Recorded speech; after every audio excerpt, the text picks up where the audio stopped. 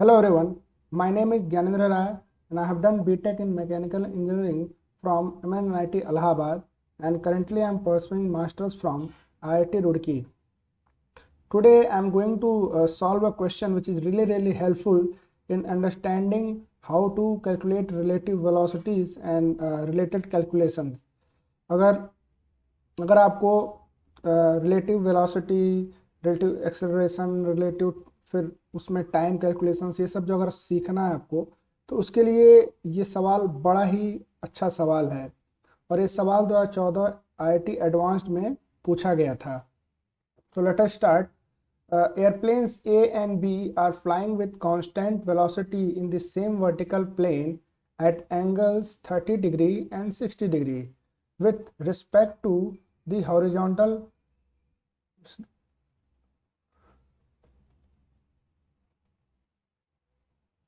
respectively as shown in the figure. The speed of A is 100 root 3 meter per second. At time t equals to 0, an observer in A finds B at distance 500 meter. This observer sees B moving with a constant velocity perpendicular to the line of motion of A. Here it will be of A. If at t equals to t naught, A just escapes being hit by B, then we have to calculate t naught. What will be that time at which A and B are they just escape each other from collision. So let us see the diagram. अब हम diagram देखते हैं, फिर समझते हैं कि actually question में पूछ क्या रहा है। तो डायग्राम में ऐसे एक डायग्राम दिया हुआ था क्वेश्चन में, जहाँ पे एक सेम प्लेन में एक प्लेन ए जा रहा है 100 रूट 3 मीटर पर सेकंड वेलोसिटी से, और बी की वेलोसिटी नहीं दी गई है, जो भी वेलोसिटी हो हम उसको अज्यूम कर लेंगे, ठीक है। और इसका जो लाइन ऑफ मोशन है वो हॉरिजॉन्टल से 30 डिग्री बना रहा है, और प्लेन बी का जो लाइन ऑफ मोशन है ये हॉरिजॉन्टल से 60 डिग्री बना रहा है। अब हमें क्या करना है, हमें निकालना है, और इसमें ये भी बताया हुआ है कि जो ऑब्जर्वर ए है अगर वो बी को देखता है तो उसे ऐसा लगता है कि बी ए को अप्रोच कर रहा है सर्टेन वेलोसिटी से, और जो वेलोसिटी है वो इस लाइन ऑफ मोशन से परपेंडिकुलर है, ठीक है। और एक सर्टेन टाइम पे उनका जस्ट कोलिजन होने से बच जाता है, तो वो हमें वो टाइम निकालना है, ठीक है। So let us start.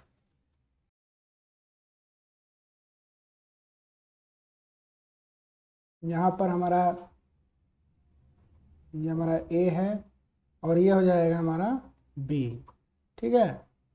तो इसको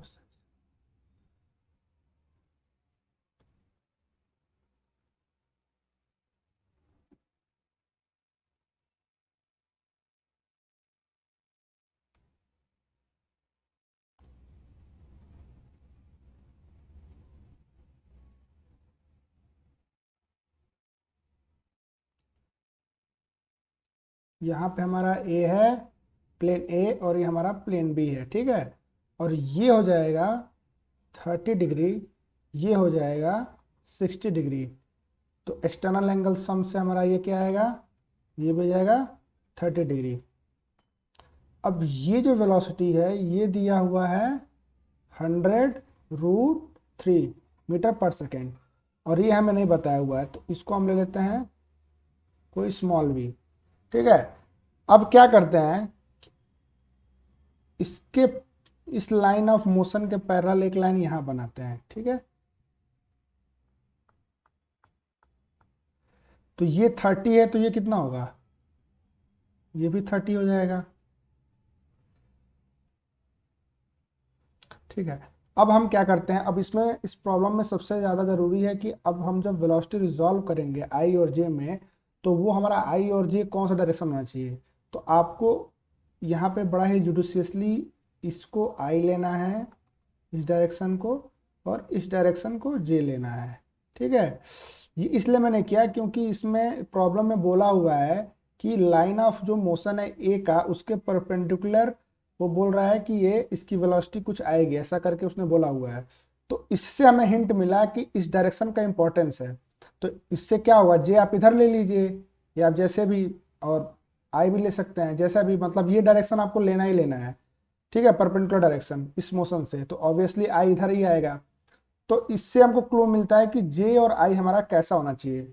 एक बार हमने ये ले लिया तो हम क्या करते हैं, हम आप लिख सकते हैं अब वेलोसिटी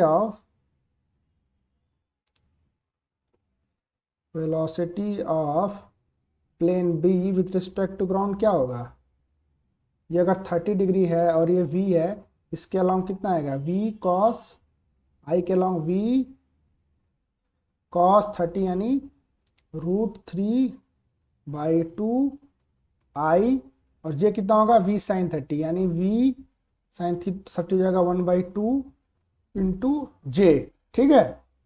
और ये तो इसी डायरेक्शन के अलोंग है, तो इसमें तो सिंपल है, velocity of plane A with respect to ground कितना होगा, 100√3 आई। अब हमारा प्रॉब्लम में क्या हुआ है कि ऑब्जर्वर ए में बैठ के बी को देख रहा है, तो हम पहले निकालते हैं velocity of B with respect to A, ठीक है, ऑब्जर्वर हमारा ए में है। तो हमारा क्या फॉर्मूला होता है, पहले बी लिखते हैं, उसमें से जी को पहले ये वाला लिखते हैं वेलोसिटी, और उसमें से फिर ये वाला वेलोसिटी घटा देते हैं। तो पहले इसमें से इसको हमको हटाना होगा, तो कितना आएगा, v√3/2 माइनस 100√3 आई प्लस v/2, सॉरी माइनस होगा, नहीं सही है, सही है, v/2 जे। अब हमारी जो प्रॉब्लम है उसमें बोला हुआ है कि जो ऑब्जर्वर, ये जो वेलोसिटी है, ये जो वेलोसिटी कहाँ से आ रही है, ये वेलोसिटी है जो ऑब्जर्वर ए बी को जब देखेगा तो उसको कुछ इस तरह की वेलोसिटी दिखेगी। बट क्वेश्चन में बोला हुआ है कि जो ये लाइन ऑफ मोशन है ए का, उसके सिर्फ परपेंडिकुलर डायरेक्शन यानी जे डायरेक्शन में सिर्फ वेलोसिटी एग्जिस्ट करेगी, उसमें साफ साफ बोला हुआ है, ठीक है, आप यहाँ पे पढ़ सकते हैं। Observer this observer sees B moving with a constant velocity perpendicular to the line of motion of A, ठीक है। यानी जो हमारा ये जो रिलेटिव वेलोसिटी हमारा जो आया हुआ है, इसमें सिर्फ ये कंपोनेंट होना चाहिए, ये वाला नहीं होना चाहिए। तो ठीक है, तो हम इसको जीरो कर देते हैं। तो जैसे इस कंपोनेंट को हम जीरो करेंगे, हम क्या लिखेंगे, v√3/2 minus 100√3 should be equal to 0। तो यहाँ से सॉल्व करेंगे तो आपका v कितना आएगा, v आपको मिल गया 200 मीटर पर सेकेंड, ठीक है। एक बार ये मिल गया तो आप क्या निकाल सकते हैं, v यानी velocity of b with respect to निकाल सकते हैं, आई कंपोनेंट 0 ही है, और v मिल गया तो कितना हो जाएगा, v/2, तो हो जाएगा 100j, ठीक है। अब 100j क्या है, 100j है इस डायरेक्शन के परपेंडिकुलर, इस डायरेक्शन में ये v की वेलोसिटी होगी विद रिस्पेक्ट टू a। और ऑलरेडी हमें एक और चीज़ दिया हुआ है कि ऑब्जर्वर ने एक और चीज़ देखा हुआ है कि at time t equals to 0 observer in a finds b at a distance 500 metre, ठीक है। तो b जो है ना वो एक रिस्पेक्ट में 100 मीटर के डिस्टेंस पे है, और जो है हमें जो वेलोसिटी ऑफ a है with b, velocity of b with respect to a वो भी मिल गया, ठीक है। तो अब हम टाइम में निकाल सकते हैं, मान लो ये हमारा कुछ इस तरह से हमें पता चल गया कि यहाँ पे b है, ठीक है, इस और यहाँ पे कहीं a है, ठीक है, और इस ये अप्रोच कर रहा है इसको 100 से, जो कि ये जे डायरेक्शन है क्योंकि ये 90 डिग्री होगा, ठीक है।